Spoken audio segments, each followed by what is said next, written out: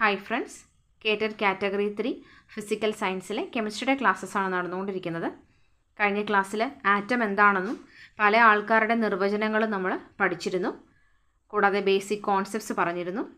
അവിടെ ആറ്റത്തെക്കുറിച്ച് നമ്മളൊരു നിർവചനം കൊടുത്തത്, ആറ്റം എന്ന് പറയുന്നത് വളരെ ചെറിയ ഒരു കണികയാണ്. ആ ചെറിയ കണികയ്ക്കുള്ളിൽ ഇനിയും കുറേ ആൾക്കാരുണ്ടെന്നാണ് പറയുന്നത്. അപ്പോൾ ആറ്റം എന്ന് പറയുന്ന ആ ചെറിയ പാർട്ടിക്കിൾ അല്ലെ ചെറിയ കണികയ്ക്കുള്ളിലുള്ള മറ്റ് ആൾക്കാരെയാണ് നമ്മൾ ഇന്ന് ഇൻട്രൊഡ്യൂസ് ചെയ്യുന്നത്. First one is electron, proton, then neutron. 3 പേരുടെയും സവിശേഷതകൾ തരംതിരിച്ച കോളത്തിൽ തന്നിരിക്കുകയാണ്. പെട്ടെന്ന് മനസ്സിലാവുന്ന തരത്തിലുള്ള നോട്ടാണെന്ന് വിശ്വസിക്കുന്നു.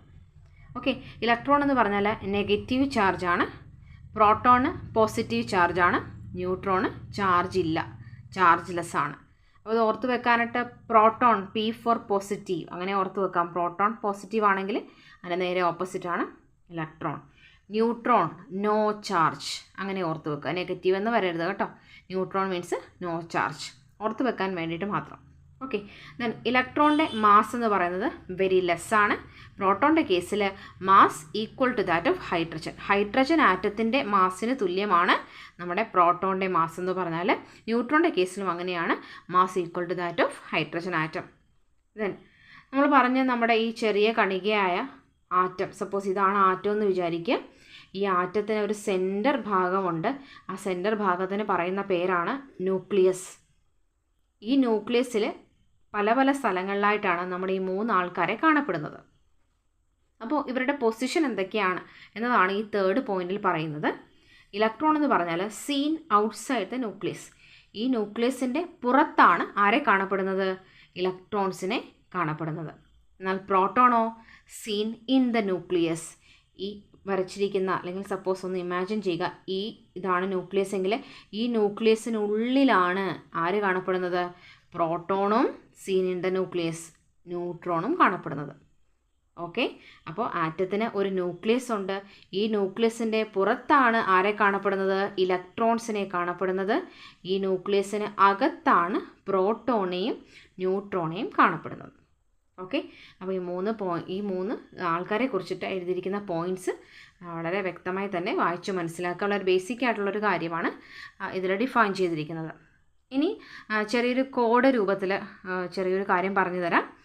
ഇലക്ട്രോൺ, പ്രോട്ടോൺ, ന്യൂട്രോൺ ഇവരെ സബ് അറ്റോമിക് പാർട്ടിക്കിൾസ്, ആറ്റത്തിനുള്ളിൽ കാണപ്പെടുന്ന സബ് അറ്റോമിക് പാർട്ടിക്കിൾസ് എന്നാണ് പറയുന്നത്. അപ്പോൾ ഈ സബ് അറ്റോമിക് പാർട്ടിക്കിൾസിനെ കണ്ടുപിടിച്ച ശാസ്ത്രജ്ഞരുടെ പേര്, അത് ഒരുപാട് ശാസ്ത്രജ്ഞന്മാരെക്കുറിച്ച് നമ്മൾ ഈ ഒരു പോർഷനിൽ പഠിക്കുന്നുണ്ട്. അപ്പോൾ എല്ലാം തിരിഞ്ഞു പോകാതിരിക്കാൻ ഒരു ചെറിയൊരു കോഡ് പലർക്കും അറിയാമായിരിക്കും, എന്നാൽ അറിയാത്തവർക്ക് വേണ്ടിയിട്ട് ഒന്ന് ഇൻട്രൊഡ്യൂസ് ചെയ്യുകയാണ്. കോഡ് ഇതാണ്: പെൻ RTC. അങ്ങനെ വേണം വായിക്കാൻ. എഴുതുമ്പോഴും ഇങ്ങനെ തന്നെ എഴുതുക, PEN, പെൻ RTC എന്നാണ് വായിക്കേണ്ടത്. പെൻ RTCയിൽ P എന്ന് പറഞ്ഞാൽ പ്രോട്ടോൺ, E എന്ന് പറഞ്ഞാൽ ഇലക്ട്രോൺ, N എന്ന് പറഞ്ഞാൽ ന്യൂട്രോൺ നമ്മൾ പറഞ്ഞു. ഇനി ഈ RTC ഇതെന്ന് പറയുന്നത് ഈ 3 ആൾക്കാരെ കണ്ടുപിടിച്ച ശാസ്ത്രജ്ഞരുടെ പേരിൻ്റെ തുടക്കത്തിൽ നിന്നാണ് ഈ RTC എന്ന് എഴുതിയിരിക്കുന്നത്. അപ്പോൾ P proton, E electron, N neutron. പ്രോട്ടോണെ കണ്ടുപിടിച്ചത് R റൂദർഫോർഡ്, ഇലക്ട്രോണെ കണ്ടുപിടിച്ചത് T തോംസൺ, JJ തോംസൺ എന്നാണ് മുഴുവൻ പേര്. C അതായത് ന്യൂട്രോണെ കണ്ടുപിടിച്ചത് C for Chadwick, James Chadwick എന്നാണ് മുഴുവൻ പേര്. അപ്പോൾ ഈ കോഡ് മറന്നു പോവാതെ നോട്ട് ചെയ്ത് വെക്കുക. അറിയാവുന്നവരുണ്ടാകും, അറിയാത്തവർക്ക് വേണ്ടിയിട്ടാണ് ഷെയർ ചെയ്യുന്നത്.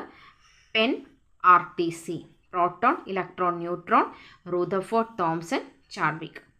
ഓക്കെ, അപ്പോൾ ഇന്ന് പഠിപ്പിച്ച സബ് അറ്റോമിക് പാർട്ടിക്കിൾസ് എന്നൊരു പോർഷൻ നന്നായി നോക്കുക. ഈ കോഡ് കൂടെ ഓർത്തിരിക്കുക. Okay, thank U.